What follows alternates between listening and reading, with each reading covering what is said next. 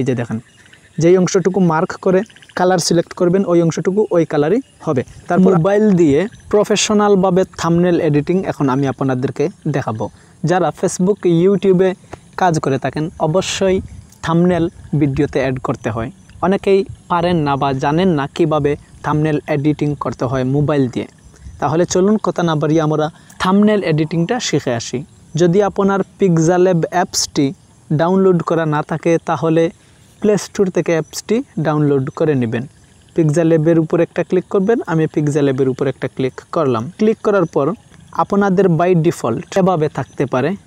আপনারা চাইলে এটার কালার চেঞ্জ করতে পারবেন।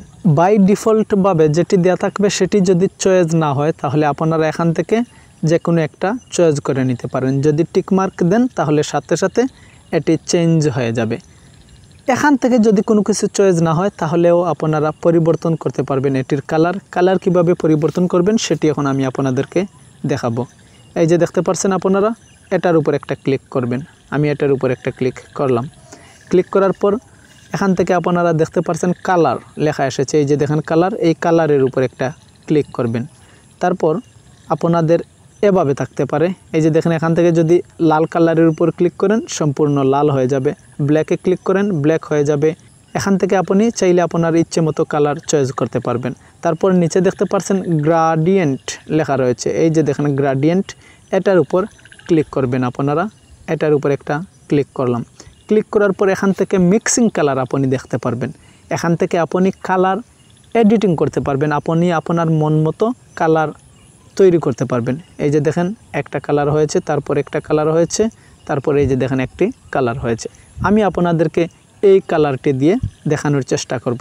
কালার আপনি কিভাবে মন মতো তৈরি করবেন বা এডিটিং করবেন। পাশে দেখতে পাচ্ছেন একটি প্লাস বাটন, এই প্লাস বাটনের উপর একটা ক্লিক করবেন। ক্লিক করার পর এই যে দেখেন এরকম একটা ইন্টারফেস আপনাদেরকে নিয়ে আসবে। এখান থেকে আপনি আপনার পছন্দ মতো যে কোনো কালার ক্রিয়েট করতে পারবেন। তারপর আপনারা এই যে দেখেন টিকমার্ক আছে, এই টিকমার্কের উপর ক্লিক করে টিকমার্ক দিয়ে দিবেন। আমি টিকমার্কের উপর ক্লিক করলাম। তারপর আপনি যদি শেপ অ্যাড করতে চান এটার উপর একটা ক্লিক করবেন। এই যে দেখেন যদি এটার উপর ক্লিক করেন তাহলে শেপ অ্যাড করতে পারবেন। আমি এটার উপর একটা ক্লিক করলাম। তারপর দেখতে পাচ্ছেন এখানে শেপ লেখা রয়েছে। এই শেপের উপর একটা ক্লিক করবেন। শেপের উপর একটা ক্লিক করলাম। তারপর এখান থেকে আপনি আপনার পছন্দ মতো যেই সাইজ আপনার ভালো লাগে যত বড় করতে চান সেগুলা করে নেবেন। আপনি আপনার মন মতো করে নেবেন। যেখানে বসাতে চান সেই প্লেসটাও আপনি আপনার মতো করে চয়েস করে নেবেন। এই যে দেখেন আমি বসিয়ে দিতেছি।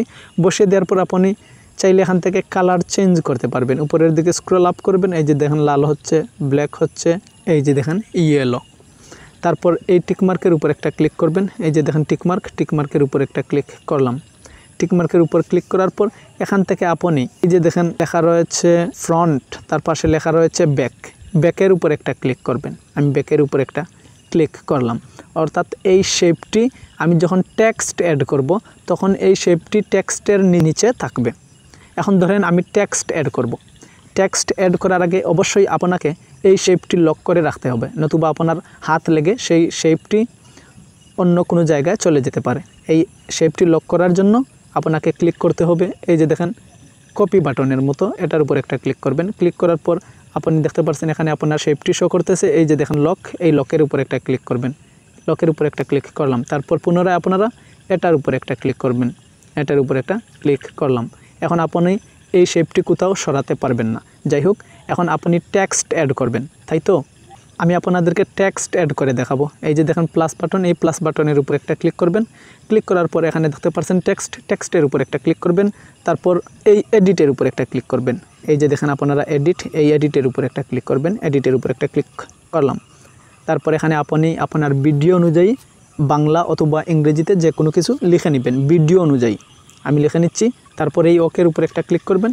ক্লিক করার পর আপনি এটা আপনার পছন্দ মতো সাইজ মতো বসিয়ে নেবেন। আপনি চাইলে এই টেক্সটটি কালারিং করতে পারবেন। টেক্সটটি কালারিং করার জন্য আপনি স্লাইড লেফট করবেন। স্লাইড লেফট করার পর এখানে দেখতে পাচ্ছেন কালার লেখা রয়েছে, এই কালারের উপর একটা ক্লিক করবেন। এখান থেকে আমি ব্ল্যাক চয়েস করব। এই যে দেখেন ব্ল্যাক। আপনি চাইলে থাম্বনেল লেখাটি সাদা কালার রাখতে পারেন কিংবা এডিটিং লেখাটি অন্য কালার রাখতে পারেন। তার জন্য এই যে দেখেন মার্ক করা রয়েছে।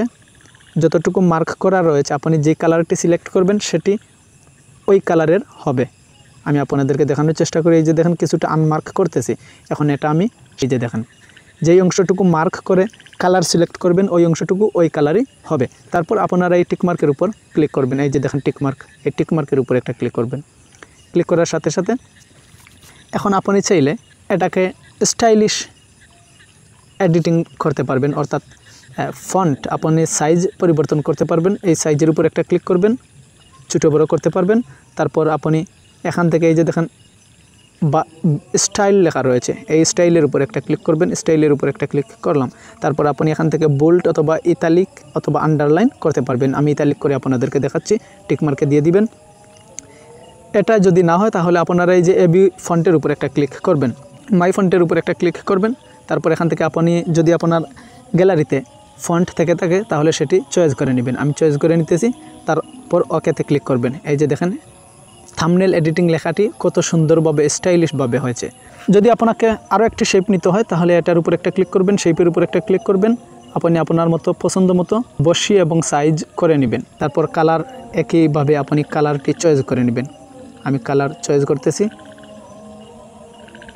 এই যে দেখেন ধরেন আমি এই কালারটি দিব, কালারটি দিয়ে দিলাম। তারপর টিকমার্কের উপর একটা ক্লিক করবেন। ক্লিক করার পর একইভাবে আপনি এই ব্যাকের উপর একটা ক্লিক করবেন।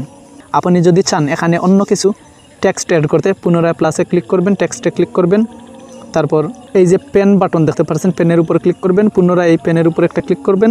আপনি আপনার ভিডিওর সাথে মিল রেখে এখানে টেক্সট অ্যাড করবেন। তারপর ওকে প্রেস করবেন। ওকে প্রেস করার পর এখান থেকে জুম ইন জুম আউট ছোটো বড়ো আপনি আপনার মতো করে নেবেন। আপনি যদি চান এখানে আপনার ফটো অ্যাড করতে তাহলে একইভাবে প্লাসের উপর একটা ক্লিক করবেন। তারপর দেখতে পারবেন ফ্রম গ্যালারি, গ্যালারির উপর একটা ক্লিক করবেন। গ্যালারি থেকে আপনি আপনার পছন্দ মতো ফটো অ্যাড করে নেবেন। এখান থেকে আপনি চাইলে অন্য কিছু এনে অ্যাড করতে পারেন। আমি আপনাদেরকে দেখানোর চেষ্টা করতেছি। ধরেন আমি এটি অ্যাড করব। এই যে দেখেন এটি অ্যাড করব। আপনাদেরকে দেখানোর জন্য আমি করতেছি। জাস্ট ভিডিওটি একটু লম্বা হতে পারে, ধৈর্য সহকারে আপনারা দেখবেন, তাহলে থাম্বনেল এডিটিং আপনারা শিখতে পারবেন। এই যে দেখেন টিকমার্কে ক্লিক করলাম। এখন এটি আমি আমার পছন্দ মতো জায়গায় বসিয়ে দেব। তারপর আপনারা এই অপশনের উপর একটা ক্লিক করবেন। আমি এই অপশনের উপর একটা ক্লিক করলাম। ক্লিক করার পর এরকম ইন্টারফেস আপনাদের সামনে শো করবে। আপনারা স্লাইড লেফট করতে পারবেন। এখান থেকে আপনি স্ট্রোক দিতে পারবেন। এই যে এফের যে লগোটি দেখতে পাচ্ছেন সেই লগোর পাশে আপনারা স্ট্রোক দেখতে পারবেন। এই যে দেখেন অন করে দিবেন। এখান থেকে কালার চয়েস করে দিবেন। এই যে দেখেন এখান থেকে প্লাস মাইনাস করে বাড়াতে পারবেন। এই যে দেখেন। তারপর এই টিকমার্কের উপর ক্লিক করবেন। তারপর আবারও আপনারা স্লাইড লেফট করবেন। এখানে দেখতে পাচ্ছেন লেখা রয়েছে 3D রোটেট, এটার উপর একটা ক্লিক করবেন। 3D রোটেটের উপর একটা ক্লিক করলাম। তারপর এখান থেকে এই যে এক্স ওয়াই এক্সিস এগুলা একটু প্লাস মাইনাস করে দেখবেন আপনি কি হয় না হয়। এই যে দেখেন, এই যে দেখেন, এই যে দেখেন, এই যে দেখেন কীভাবে হয়। আপনি আপনার মতো করে দিবেন। 3D শেপের উপর ক্লিক করবেন, অন করে দিবেন। এই যে দেখেন। তারপর আপনারা দেখতে পাচ্ছেন এখানে শেডও লেখা রয়েছে, শেডের উপর একটা ক্লিক করবেন, অন করে দিবেন। যদি অন করে দেন তাহলে এখান থেকে যে কোনো একটি কালার চয়েস করে নেবেন। এই যে দেখেন আমি হোয়াইট দিতেছি। তারপর এখান থেকে ব্লার রেডিয়াস এটা বাড়িয়ে দিবেন। এই যে দেখেন আপনারা নিশ্চয় লক্ষ্য করতেছেন। এই যে দেখেন এই লাল রঙের নিচে সাদা সাদা দেখা যাচ্ছে, এটাকে বলে শ্যাডো। তারপরে এই টিকমার্কের উপর ক্লিক করে দিবেন। টিকমার্কের উপর ক্লিক করে দিলাম। যখন আপনার থাম্বনেলটি এডিটিং শেষ হয়ে যাবে তারপর উপরে ডান পাশে দেখতে পারবেন 3 ডট মেনু। এই 3 ডট মেনুয়ের উপর একটা ক্লিক করবেন। আমি 3 ডট মেনুয়ের উপর একটা ক্লিক করলাম। তারপর দেখতে পারবেন এখানে লেখা রয়েছে এক্সপোর্ট ইমেজ। এই যে দেখেন এক্সপোর্ট ইমেজ, এটার উপর ক্লিক করবেন। এটার উপর ক্লিক করার পর আপনারা এখানে দেখতে পারবেন ডিফল্ট রয়েছে, এই ডিফল্টের উপর ক্লিক করবেন। ডিফল্টের উপর ক্লিক করে আলট্রাতে ক্লিক করবেন। আলট্রাতে ক্লিক করবেন। তারপর এখানে দেখতে পাচ্ছেন সেভ টু গ্যালারি। এই সেভ টু গ্যালারিতে যদি ক্লিক করেন তাহলে থাম্বনেলটি সেভ হবে আপনার গ্যালারিতে।